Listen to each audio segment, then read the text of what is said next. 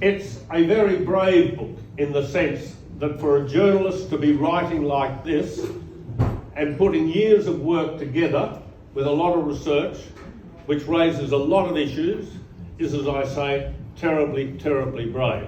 And so therefore, to Mick, wherever you are, where are you, Mick? Yeah. You are to be congratulated. Yeah. If you survive, if the AFL allow you through tomorrow, you've done very, very well indeed. But when I read this, as Tim said, there's a lot in here that we've all heard about. But the thing that hurts me most, and you might remember when I was first president back in 1994-5, almost immediately I found myself confronting the AFL Commission and the presidents over the issue of drug testing. And in those days it had to be 3 strikes and you're out sort of thing. And my time at Beyond Blue told me, you can't do that. You can't allow someone to hang there without properly getting treated. You can't see who they're mixing with other players to see. And the presidents and others were not able to be told. That wasn't the way you address the problem. So right from the beginning, I've witnessed this sort of practice of the boys' club, as Mick has called the book, this internal organisation, which has become a law unto itself. And I've got to say, having had experience with not-for-profits, for sports clubs, publicly listed companies, private companies, this organisation fails on every test of good governance, and good governance from a common sense point of view. So for instance, there are tales here of massive conflicts of interest among commissioners and staff that goes back decades. There's a lack of transparency. There's a huge trail of bullying. When people have challenged the AFL from within the AFL or the clubland, and it's got close to the courts, the AFL have always settled the case so that the matter is never taken to the courts and the AFL personalities are never held to account. But there's something worse, and I didn't realise how widespread it was. In this day and age, where we're seeing from Canberra at the moment that practices within the National Parliament being called into question, the abuse of young women, etc., when you have a look at what's happened at Crown recently with royal commissions in Sydney, here, Perth, etc.,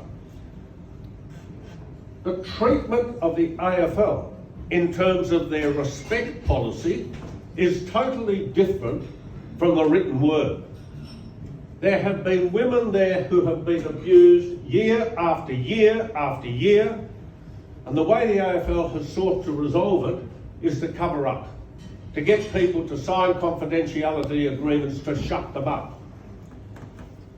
So I am really disturbed. Have successive AFL commissions and commissioners not known what's happening within the administration, or have they known and have they acquiesced to the administration in terms of covering up some of the issues that have been going on within the AFL?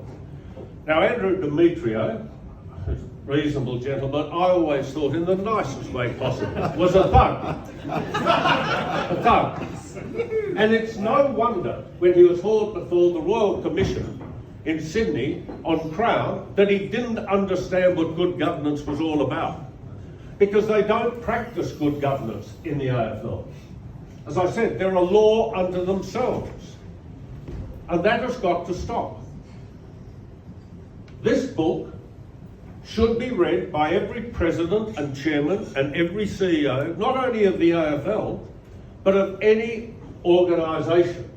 Because this is the blueprint of how not to do something. How not to run a business, a club, a not-for-profit. And so you've got to ask yourself then, where does this lead to? Now, Mick's made a few suggestions in the back of the book. I've got a few I'd like to share with you. But quite clearly, the Commission has got to take this seriously, and they've got to address the fundamental issues that arise. And they've got to change. Secondly, the presidents and chairmen of the clubs have got to take greater interest and control of the body that they set up to administer the code, to ensure that the code meets the highest standards possible and those that are expected of any other public or private organisation. It is answerable to no one, and because it's answerable to no one, this sort of behaviour is prevalent. Right? It's absolutely important. Now, one other thing I'm going to say, and I'm not sure, Mick, how many of your journalistic colleagues are here tonight. And I love journalists with a passion. Tim.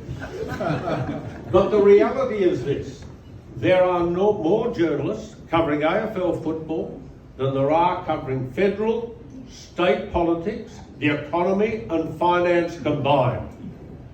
They are all out there competing for stories. Not all of them record or file stories that are factual. They're often mixed with opinion, and often they're mixed with propositions, their own stories. I hold some of the journalists that cover Australian rules football equally liable for some of the conducts that's happened within the AFL over the last 20 years, particularly the abuse of women. Because most of them, like Mick, will have heard the stories and they've been bought off. The AFL is a very efficient organisation and it manipulates to suit itself and its own stories. I know what will happen when this book and its contents get coverage. Some of those who are sycophants to the AFL will immediately start picking on Mick, right? They'll try and isolate him. The AFL will try and isolate him.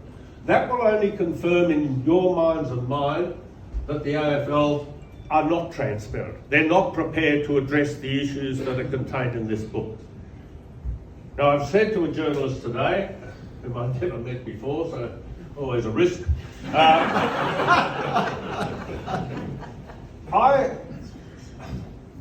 was not totally surprised with what's in here. This gives me a lot more detail, a lot more information, and goes back a lot longer. But the culture of the AFL, commission and administration must change. Some of us have been asking for an independent inquiry. David Crawford did one about 28 years ago, and it was fundamental to the changes that are now in place. It is time for another. We've got to check the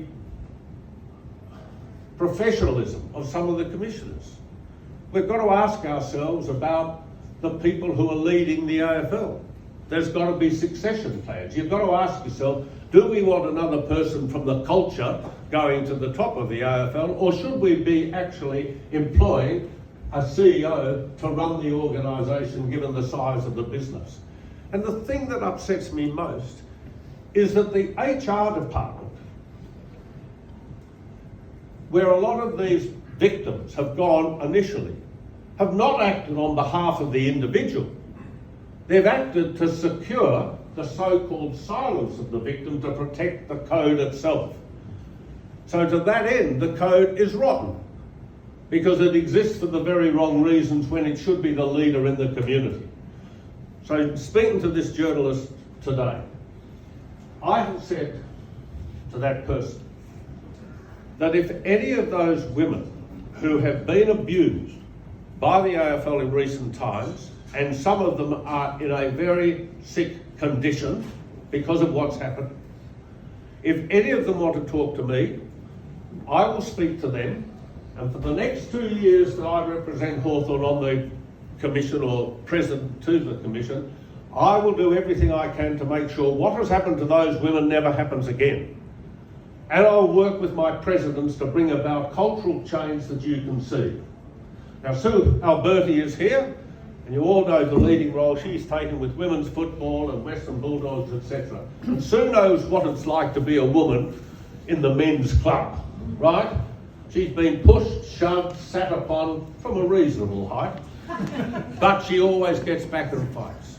Well, there is something wrong in Town Hall. Mick has exposed it.